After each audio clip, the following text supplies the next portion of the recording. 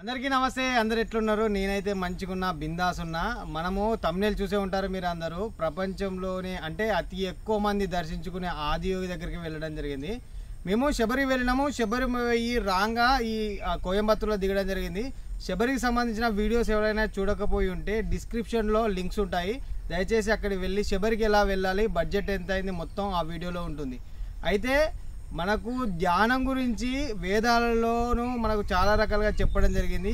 ఇక్కడ మేము వెళ్ళింది ఎందుకంటే అక్కడ ఎలా ఉంటుంది, ఆదియోగి అంటే ఏంటి, మా బడ్జెట్ ఎంత అయిందో మొత్తం తెలుసుకుందాం. నిజంగా మీరు నమ్మరు, అక్కడికి వెళ్ళి వచ్చిన తర్వాత మీలో ఖచ్చితంగా మార్పు అయితే కనబడుతుంది. ఒక మనిషి అతి ఎక్కువ మాట్లాడడం వల్ల ఎంత నష్టం కలుగుతుందో, అక్కడికి వెళ్ళిన తర్వాత మనం ఎంత తక్కువగా మాట్లాడితే అంతే మనకు లాభం జరుగుతుంది అనేది చెప్పే సంస్థ. ఇలాంటి లాభాపేక్ష లేకుండా అంటే నాన్ ప్రాఫిటబుల్ ఆర్గనైజేషన్గా ఉన్న ఈ ఇషా ఫౌండేషన్ గురించి తెలుసుకుందాం. వీడియోలోకి వెళ్ళే ముందు మనం కొంచెం ట్రైన్ జర్నీ చేయాల్సి ఉంటుంది. అయితే కోయంబత్తూరుకు ఏ ట్రైన్లో వెళ్ళాలి, ఏ బస్ ఎక్కాలి అనేది మొత్తం తెలుసుకుందాం. అయితే ఈ వీడియో నచ్చినట్లయితే ఖచ్చితంగా లైక్ చేయాలని, మీకు తెలిసిన వారికి షేర్ చేయాలని కోరుకుంటూ, మన కంటెంట్ కనుక నచ్చితే బ్యాగ్ వెళ్ళి కొన్ని వీడియో చూసి నచ్చితేనే మన ఛానల్ సబ్స్క్రైబ్ చేయాలని కోరుకుంటూ పదండి వీడియోలోకి వెళ్ళిపోదాం.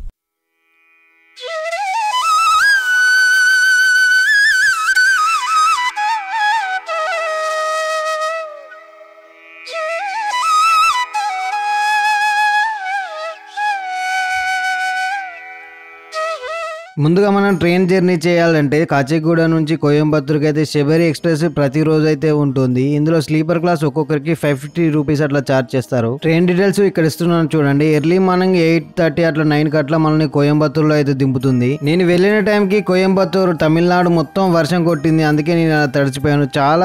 చాలాసేపు వర్షం కొట్టడంతో నాకు చాలా ఇబ్బంది అయింది. మనకు స్టేషన్ బయట నుండి ఎలాంటి వెహికల్స్ అయితే ఉండేవి కాబట్టి మనం గాంధీపూర్ బస్ స్టాండ్ కి అయితే వెళ్ళాలి. అక్కడ నుంచి వెళ్ళి మనకు చాలా బస్సులు ఉంటాయి. స్టేషన్ బయట నుండి ప్రైవేట్ వెహికల్స్ ఉంటాయి కానీ ఒక్కొక్కరికి 100-150 అట్లా ఛార్జ్ చేస్తారు. అందుకనే బస్సులో వెళ్తే బెస్ట్. మనం గాంధీపూర్ బస్ స్టాండ్ వెళ్ళకపోయినా స్టేషన్ కొంచెం 100 మీటర్స్ అట్లా నడవగానే ఇక్కడ బస్ స్టాండ్ ఉంటుంది చిన్న ఫైర్ ఆఫీస్ పక్కన. ఈ బస్ స్టాండ్ లో కూడా బస్సులు అవుతాయి కానీ చాలాసేపు వెయిట్ చేయాలి. అందుకే గాంధీపూర్ బస్ స్టాండ్ వెళ్తే బెస్ట్. మనకు అక్కడ నుంచి చాలా బస్సులు ఉంటాయి. మనకు గాంధీపూర్ బస్ స్టాండ్ నుంచి 14D అనే బస్ ఉంటుంది. 14D బస్ ఎక్కితేనే మనం ఆదియోగి స్టాచ్యూ దగ్గరికి వెళ్ళగలం, ఇషా ఫౌండేషన్. అందుకని ఈ బస్ ఎక్కాలి. మనం ఒక్కొక్కరికి 40 రూపీస్ అట్లా ఛార్జ్ చేసి మనకి ఇషా ఫౌండేషన్ లో అయితే దింపుతారు వీళ్ళు.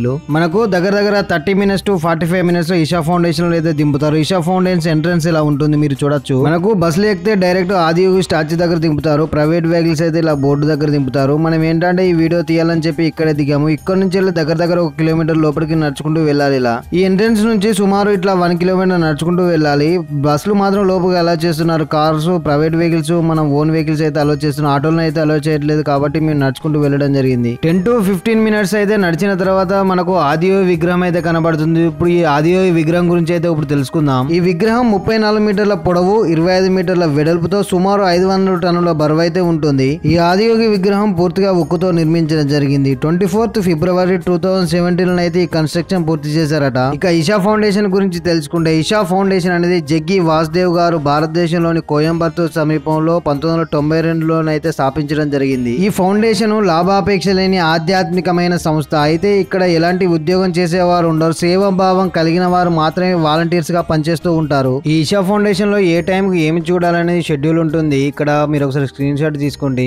ఆదియోగి విగ్రహం దర్శించుకున్న తర్వాత మనకు లోపలికి వెళ్ళడానికి ఇలా ఎడ్ల బండ్లు ఉంటాయి. ఒక్కొక్కరికి 10 రూపీస్ ఛార్జ్ చేసి మనల్ని అయితే తీసుకెళ్తారు, ఒక 10 నుంచి 15 మెంబర్స్ ని. ఒకవేళ మీరు ఇషా ఫౌండేషన్ లో కనుక ఉండాలనుకుంటే cottage.isha.in లోనైతే రూమ్ బుక్ చేసుకోవాలి. వెబ్సైట్ డీటెయిల్స్ కింద ఇస్తాను. ఒక్కొక్క ట్రిప్ లో 10 to 15 మెంబర్స్ అయితే తీసుకువెళ్తారు. ఇవే కాకుండా బ్యాటరీ వెహికల్స్ కూడా ఉంటాయి. ఈ ఇషా ఫౌండేషన్ కు మన దేశం నుండే కాకుండా ఇతర దేశాలు అంటే ప్రపంచం నలుమూల నుంచి ఇక్కడికి రావడం జరుగుతుంది. ఇషా ఫౌండేషన్ లో ఉన్నందుకు ఒక్కొక్కరికి 990 రూపీస్ ఛార్జ్ చేస్తారు. ఫుడ్ కూడా ఇంక్లూడ్ ఉంటుంది. కానీ ఇక్కడ ఎడ్ల బండి జర్నీ మాత్రం చాలా అద్భుతంగా అనిపించింది. ఇలా చూడగానే మనకు ఇషా ఫౌండేషన్ దగ్గరికి వెళ్తాము. మనకు ఇక్కడి వరకే మన మొబైల్ ఫోన్స్ కానీ ఎలాంటి ఎలక్ట్రిక్ గ్యాడ్జెట్స్ అని ఇక్కడికి వరకే ఇస్తారు. తర్వాత బ్యాగ్స్ ఇట్లా మనము ఫ్రీగా ఉన్న లాకర్లను అయితే పెట్టుకోవాలి. ఇలా ఈ లాకర్స్ వద్ద మనకి ఎలాంటి డబ్బులు ఛార్జ్ చేయరు కానీ మనల్ని ఫోటో అయితే తీసుకుంటారు. తీసుకుంటారు. తర్వాత మనకు ఒక స్లిప్ ఇస్తారు. ఇక మనం ఈ ఈషా ఫౌండేషన్ లో చూడవలసినవి సూర్యకొండ, చంద్రకొండ, ధ్యానలింగము, లింగభైరవి టెంపుల్ అని ఉంటుంది. ఇవన్నీ లోపలికి వెళ్ళి మనం విజిట్ చేయొచ్చు. ఈషా ఫౌండేషన్ లో ప్రతిరోజు యోగా సెషన్స్ అయితే కండక్ట్ చేస్తారు. వాటికైతే టైమింగ్స్ ఉంటాయి. ఇక్కడ నేను ఈషా ఫౌండేషన్ లో ఎక్కువగా చూసింది మన దేశం నుండే కాకుండా ఇతర దేశాల నుండి వచ్చి ఇక్కడ